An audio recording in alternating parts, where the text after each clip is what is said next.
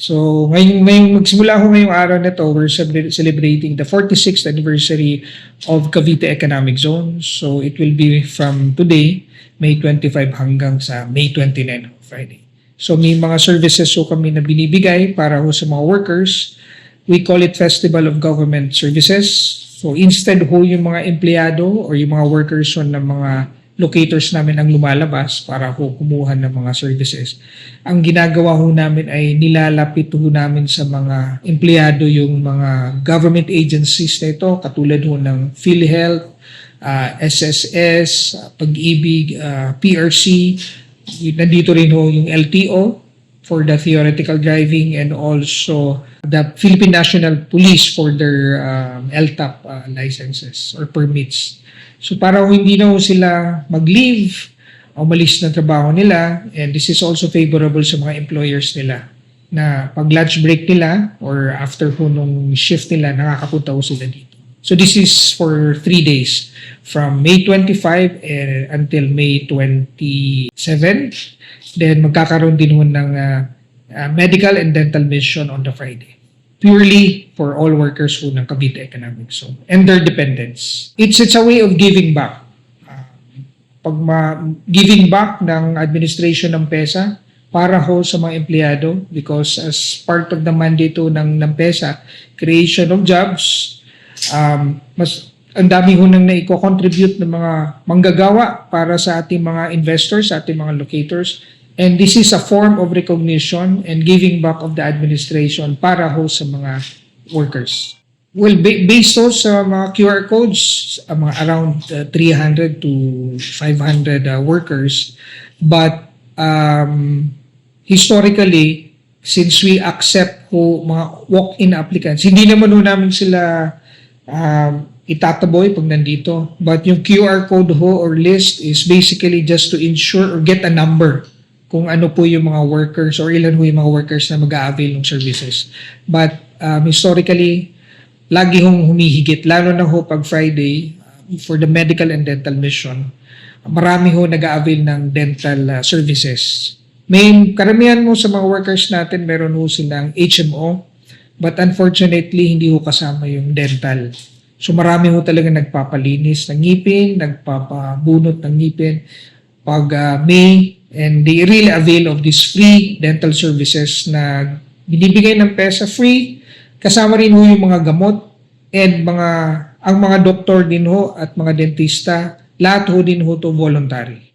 Sa tingin ko ma'am, ang marami hong pupunta ngayon sa Social Security System na booth sa SSS ho. Kasi karamihan, lahat ho ng workers are covered ng SSS.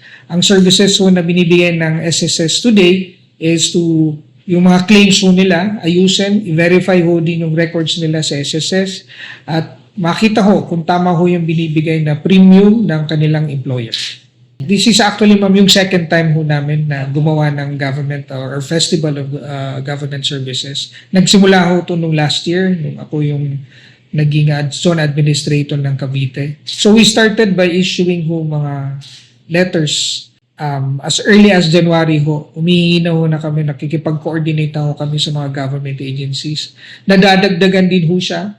Like for this year, nandito ho yung LTO and PNP. Wala ho yung PNP last year for the LTAP. So nandito ho sila ngayon. And we expect ho na dadagdagan pa. Ang isa pa hong government service na sana gusto ho namin yung passport. But we got information from the DFA na pag meron ho silang malapit na parang government agency or satellite offices, hindi ho sila nagpapadala. But we're hoping, siguro next year, aagahan na lang ho namin na maimbitan ho din ho yung DFA or their consular office for the issuance of passports. So it starts by issuing ho as early as January, mga letters, request for assistance. Then we implement na ho pagdating ng May for logistics purposes. We hope, ma'am, that number one, hindi na ho nila kailangan mag-leave. So for economic zone workers, karamihan ho sa kanila is no work, no pay. So imagine ho, kailangan pa ho nilang lumiban sa pagpasok, mababawasan ho yung kita nila para lang kumuha ng mga government IDs or avail of government services. Now, in this case, yung isang araw ho, papasok po sila, hindi po sila mababawasan, but during their lunch break, or pinapayagan naman ho sila ng mga employer nila dahil saglit lang naman ho yung pagpunta ho nila dito, and hopefully within the same day, makuha nila yung mga services na pinunta nila, including ho yung mga identification cards na kailangan ho sa mga government transactions. Nakapost na ho sa official Facebook page ng Cavite Economic Zone ang announcement na ito since 2 weeks ago. At inaanyayahan ko ho yung mga workers kasama ng kanilang mga pamilya or dependents na pwede ho silang pumunta dito sa Cavite Economic Zone sa Rosario, Cavite to avail of the services of a number of government agencies na nandito ho ngayon, nagbibigay ho ng serbisyo para sa kanila ng para makuha yung mga available government services. Welcome ho silang pumunta dito. Nandito lang kami sa second floor ng CES Administration Building. Ngayon ho ma'am, this is part of, again, yung giving back to the community and sa way of corporate social responsibility of PESA. We're thinking of, this is now a second year. In the meantime ho, parang this is on an annual basis ho, during the anniversary muna.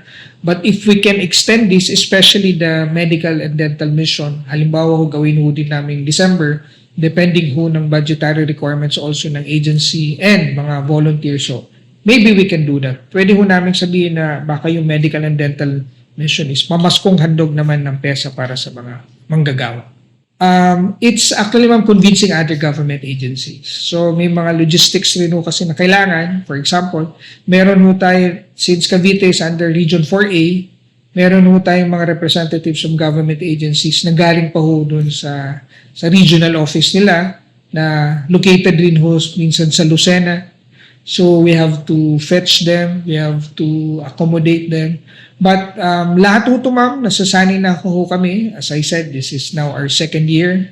And I feel that we're improving on an annual basis.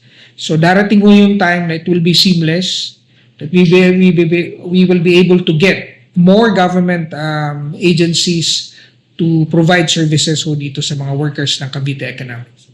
We expect a number of workers. Cavite Economic Zone, meron ho tayong 52,000 na workers. So we expect at least 1/4 man lang ng mga workers na yan. Magkaroon ho tayo ng mga ganitong ID. Karamihan ho sa atin, wala pa hong mga ID. Nasa SSS, sa Pag-ibig or PhilHealth. So para ho mas mabilis yung transaction nila para sa mga government agencies na ito, kailangan ho nila yung ID. And we expect that by organizing this kind of festival of government services, mas marami ho yung makikinabang at maiengganyo ho kasi hindi na ho nila kailangan maging absent sa kanilang pinapasukan na pabrika or kumpanya.